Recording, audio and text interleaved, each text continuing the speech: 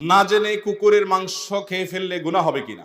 না জেনে যদি কোনো হারাম গোশত আমরা খেয়ে ফেলি বা কোনো হারাম খাবার খেয়ে ফেলি, না জেনে খেয়ে ফেলেছি, তো আল্লাহ তাআলা মাফ করবেন। কারণ না জেনে ভুলে যদি বান্দা কোনো কিছু করে ফেলে, আল্লাহ তাআলা সেটার জন্য পাকড়াও করেন না। নবী করিম সাল্লাল্লাহু আলাইহি ওয়াসাল্লাম হাদিসও আছে, কোরআনে কারীমে আল্লাহ রাব্বুল আলামিন আমাদেরকে দোয়া শিক্ষা দিয়েছেন, রব্বানা লা তুআখিরনা ইন নাসিনা।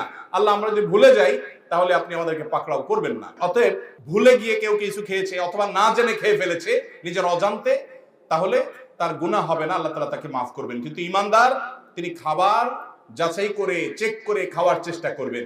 সম্প্রতি এই যে কুকুরের গোশত নিয়ে যে তুলকালাম হলো, কুকুর না খাসি, এটা কি সত্য না ভুয়া, এটা কি আপনার আসলে কুকুর ছিল নাকি খাসির কুকুর বানানো হয়েছে, অনেক কথা হচ্ছে। কিন্তু আমরা যেভাবে নাক সিটকাচ্ছি, আমার খুব ভালো লাগছে যে বাংলাদেশে মানুষ হারামকে এই পরিমাণ ঘৃণা করে। আলহামদুলিল্লাহ, কুকুরের গোশতের প্রতি আমাদের এত বেশি ঘৃণা, এটা হারামের প্রতি ঘৃণার প্রমাণ কিনা?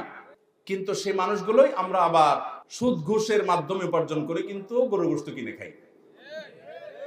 কি বলেন? কুকুরের গোশত খাওয়ার কারণে যেরকম ঘৃণা আপনার হচ্ছে, মাশাআল্লাহ, ঈমানি গায়রত আপনার মধ্যে আসছে, সুদ ঘুষ, অন্যের সম্পদ আত্মসাৎ করা, তিন চুরি গম চুরি 2 নম্বর পথে উপার্জন করার ক্ষেত্রে এরকম ঘৃণা আসা উচিত। তাহলে আপনি ঈমানদার হলেন।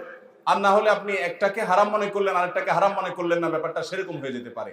আল্লাহ আমাদেরকে সব হারামের প্রতি ঘৃণা আমাদের সৃষ্টি হয় সেরকম ঈমান তৌফিক দান করুন, সেরকম তাকওয়া আল্লাহ আমাদেরকে নসিব করুন।